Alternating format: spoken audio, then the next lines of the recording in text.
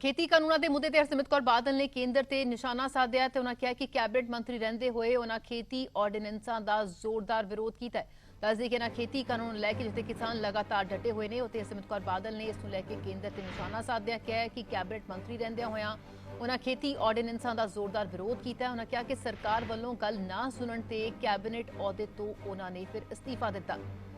करनाल च किसानां उत्ते होए लाठीचार्ज मामले विच हरियाणा सरकार नूं भी उन्होंने जम के घेरिया ते कहा कि इंटरनेट सेवावां बंद करके करनाल नूं कश्मीर बनाया जा रहा है। भगवंत मान अते नवजोत सिद्धू ते भी तिखा शब्दी हमला हरसिमरत कौर बादल ने कीता।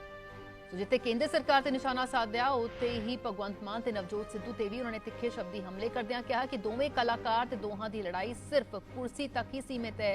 झूठी सौं खाण वालियां नूं लोक जवाब देणगे, हरसिमरत कौर बादल ने बयान दिता है। तो जमके उन्होंने जिथे केंद्र सरकार ते निशाने साधे इन्हां खेती कानून लैके उत्ते ही भगवंत मान अते नवजोत सिंह सिद्धू ते भी निशाना साधे कहा कि दोवें कलाकार ने ते दोहां दी जिहड़ी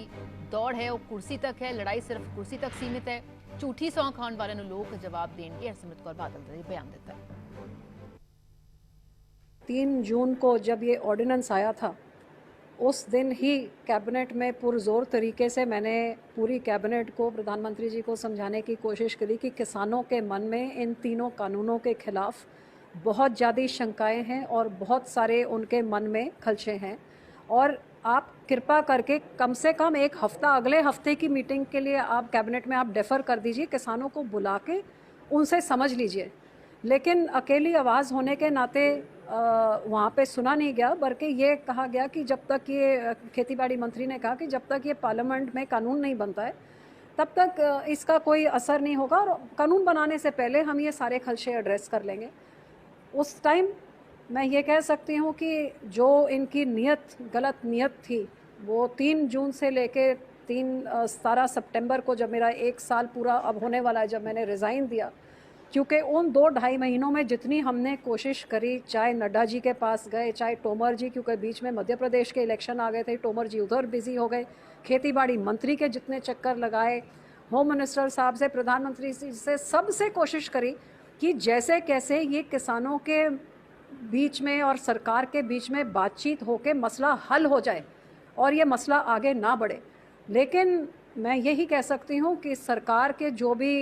इंटेलिजेंस थी उसका टोटल फेलियर, जो इनके एडवाइज़र्स थे उनका टोटल फेलियर, और कहीं ना कहीं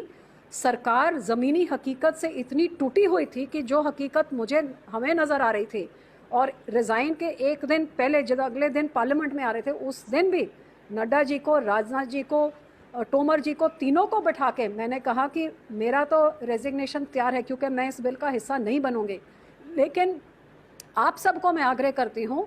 कि कोविड की महामारी चल रही है, चीन आपको बॉर्डर में आंखें दिखा रही है, आप किसानों को सड़कों में उतार के देश में आग मत लगाइए। तो जिस तरह का जवाब कि ये आपकी गलतफहमी है, ये तो चंद विचोलिए कर रहे हैं और ये MSP अभी आ जाएगी उसके बाद सब हफ्ते में सब सेटल हो जाएगा, गलतफहमी। मैंने बहुत समझाया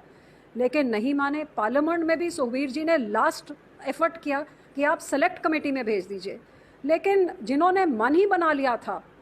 और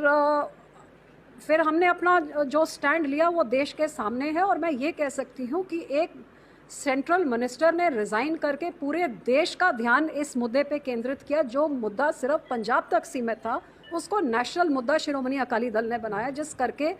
राज्यसभा में जाके 18 पार्टियां ने इकट्ठे होकर इसका विरोध किया। और आप देख रहे हैं, अब एक तरह से बीजेपी ने देश में आग लगाई दी है। पंजाब में जो हो रहा है, हरियाणा में जो हो रहा है, यूपी में जो हो रहा है, ये सरकार के अड़ियल रवैये करके इन्होंने देश में आग लगाने का काम कर रहे हैं, अन्नदाता का लगातार अपमान कर रहे हैं, संविधान की धज्जियां उड़ा रहे हैं और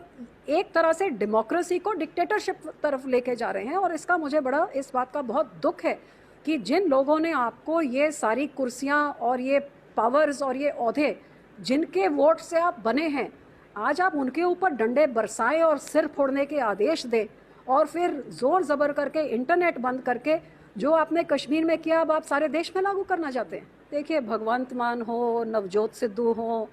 ये सब कलाकार हैं और इनकी लड़ाई सिर्फ कुर्सी तक सीमित है। भगवंत मान जी जो शायद पहले पार्लियामेंटेरियन हैं पार्लियामेंट में, जो सारी अक्रॉस पार्टीज़ ने ही नहीं, उनके खुद के MPs ने चिट्ठी लिख के स्पीकर साहब को दिया कि ये सुबह 11 बजे ही शराब की हालत में ढके हुए पार्लियामेंट में आते हैं और उनके आसपास बैठना ही मुश्किल है। तो ऐसा मुख्यमंत्री पंजाब के लोगों को चाहिए, जिस पंजाब एक बॉर्डर स्टेट है, कभी दीनानगर होता है, कभी पठानकोट का हादसा होता है, आज सारे पंजाब में क्या को गैंगस्टर का राज है। तो कैप्टन साहब तो फिर भी बोतल 5 बजे खोलते हैं, ये भगवंत मान तो सुबह 11 बजे पार्लियामेंट में जो शराब पी के वहीं पे उनका ये हाल है, ये राज्य चलाएंगे। तो मुझे हैरानी है कि इंसान कुछ अपने अंदर जो अपनी माँ की झूठी कसम खा सकते हैं सत्ता के लालच के लिए, कैप्टन साहब ने गुटखा साहब की खाई तो ये कहाँ से कम रहे। इन्होंने भी तो स्टेज पे खड़े होकर अपनी माँ की कसम खाई थी 2019 में कि मैं शराब छोड़ दूंगा। तो पूछिए इनके इर्द गिर्द जो बैठते हैं पार्लियामेंटेरियंस या इनके खुद के पार्टी के लोगों से कि इन्होंने शराब छोड़ी है कि नहीं। सो जो गुरु साहब की हजूरी में झूठी कस्में अपने परिवार के, केजरीवाल ने बच्चों की खा ली, भगवंत मान ने माँ की खा ली, कैप्टन साहब ने गुटखा की खा ली। ये हमारे वित्त मंत्री साहब बठिंडे के जो हैं, उन्होंने शहीद भगत सिंह जी की मिट्टी को पकड़ के उनकी खा ली। ये झूठी कस्में खाने वाले लोग, ये सिर्फ अपनी कुर्सी तक इनकी राजनीति सीमित होती है, लोगों के प्रति इनका वोटों तक ही नाता रहता है।